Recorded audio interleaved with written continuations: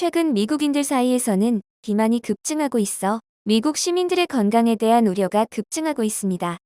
대부분의 미국인들의 식단은 지방 함유가 높은 피자와 햄버거, 감자튀김 등이 주를 이루고 있는데요. 최근 한 연구자가 미국인의 식단이 위험한 이유를 적나라한 말들과 함께 자신이 보고 있던 커뮤니티에 올리게 되면서 많은 사람들이 자신들이 먹고 있는 식단에 대해서 위험하다는 사실을 인지하게 되었습니다. 미국인의 식단이 위험한 이유에 덧붙여 한국인이 자주 먹고 있는 국밥에 대해서도 화제가 되고 있다고 합니다. 기존 미국인이 먹던 식사와는 완전히 다른 새로운 식사 방법이며 효율적으로 영양소를 섭취할 수 있기 때문이죠. 한국인이 사랑하는 국밥의 역사는 조선시대로 거슬러 올라갑니다. 조선 후기 많은 전쟁을 겪은 우리 대한민국은 선조들의 노력으로 인해 생산력이 크게 증가하게 됩니다. 타국과의 무역도 활발해지면서 전국의 오일장이 종종 열리게 되었는데요. 이와 같이 성행하게 된 것이 바로 주막입니다. 이곳에서 팔던 게 국밥과 술이었던 것이지요.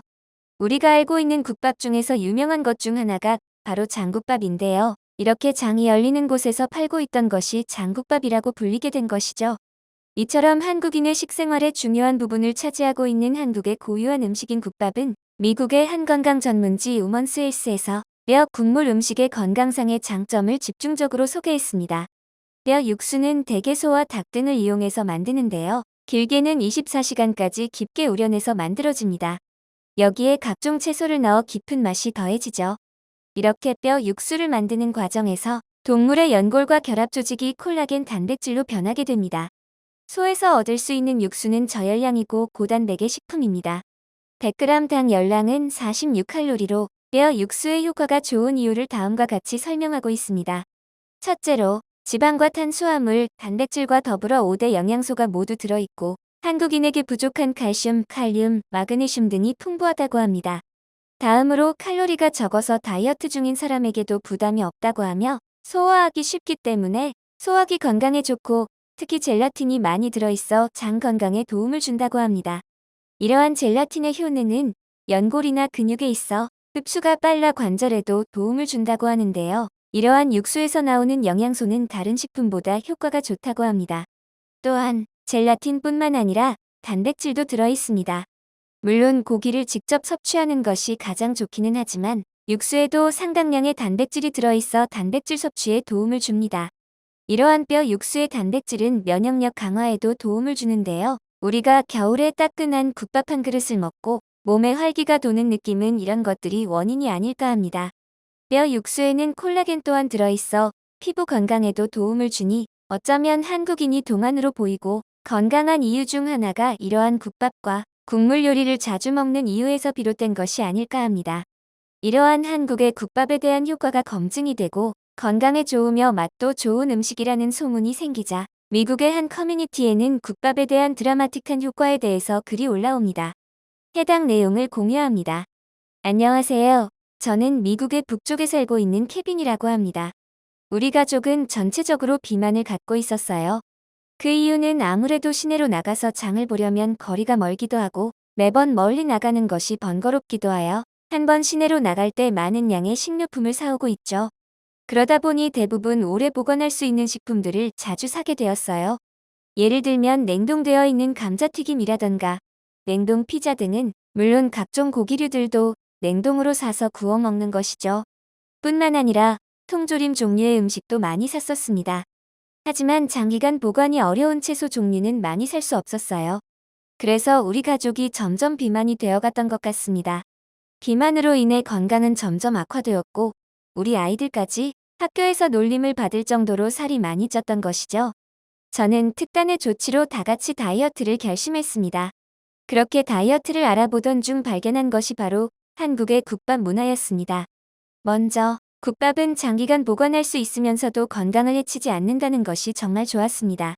한 번 시내에 나갔을 때 많은 양의 고기와 뼈를 구매한 후 집으로 돌아와 큰 솥에 오래 끓이기만 하면 맛있는 한 끼가 완성되는 것이지요. 심지어 이렇게 만들어진 국물은 조금씩 나누어 냉동 보관을 할 수 있어 음식이 상할 일도 없고 잘 보존된 영양소를 섭취할 수 있다는 것입니다.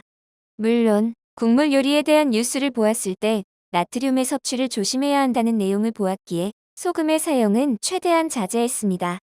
그리고 국밥과 함께 먹을 채소를 생각하던 중 국밥을 알아볼 때 보았던 사진에 있던 빨간색 채소를 기억해냈고 그것이 김치라는 것을 알게 되었죠.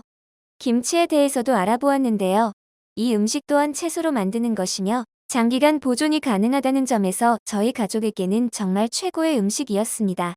물론 건강에도 좋다는 내용이 많아 믿음이 갔었고요. 그렇게 마트에서 팔고 있는 포장된 김치도 구매하고 직접 만드는 몇 번의 시도 끝에 우리 가족이 맛있게 먹을 수 있는 김치를 만들어냈고 지금은 곰탕과 백숙뿐만 아니라 이를 응용한 많은 국물 요리들을 만들어서 멋진 식사를 하고 있습니다. 그렇게 우리 가족은 한식을 위주로 먹게 되었고 6개월 동안 계속 지속한 결과 정상 범위의 체중으로 돌아올 수 있었습니다. 아이들은 비만에서 벗어났고 피부에는 광택이 나기 시작했습니다. 뉴스에서 보았던 고기 국물, 국밥의 효과와 똑같은 효과가 저희 가족에게도 일어났던 것이죠. 저는 최근 주변에 제가 겪은 일들을 이야기하며 주변 이웃들을 초대해서 여러 가지 국물 요리와 한식을 요리해서 함께 저녁 식사를 하고 있습니다. 특히 미국의 북쪽이어서 날씨가 추운 이곳에서는 모두 속이 따뜻해진다며 만족하고 있습니다. 미국에는 이러한 요리가 없기 때문에 다들 신기해하면서 말이죠. 앞으로도 멋진 국밥을 먹기 위해 저는 뚝배기라는 것도 구매했습니다. 한국의 인터넷에서 구매했기 때문에 배송에 시간이 걸리긴 하지만 기다리는 것 또한 즐겁습니다. 우리 가족은 내년에 한국 여행을 계획하고 있어요. 우리가 먹고 있는 국밥이 정말 한국에서도 똑같은 맛인지 너무 궁금해서 참을 수 없기 때문이죠.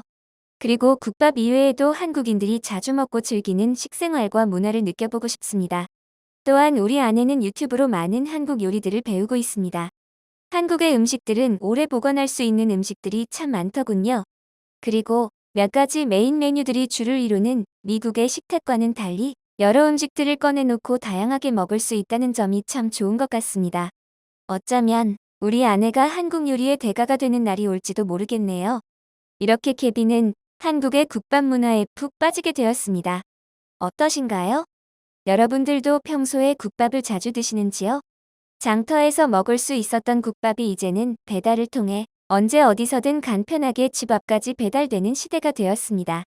아주 오래전부터 우리 한국인의 든든한 한 끼를 책임져 주던 국밥은 이제 한국을 넘어 전 세계적으로 이름을 날리고 있었던 것이죠. 물론 우리나라 안에서 국밥이 없어지는 일은 없을 것입니다. 하지만 중국과 일본을 더불어 다른 나라에도 국물 요리가 있는 만큼 우리도 우리 한국의 고유한 국밥을 세계로 퍼뜨려서 국물 요리를 국밥이라는 이름으로 퍼뜨려야 할 것입니다. 물론 김치와 불고기, 김밥 등도 유명하지만 뚝배기에 담겨있는 국밥만큼은 우리나라의 모습을 오롯이 보여주고 있기 때문이죠. 케빈의 이야기는 여기서 마무리합니다. 재밌게 보셨다면 좋아요와 구독 꼭 부탁드립니다. 감사합니다.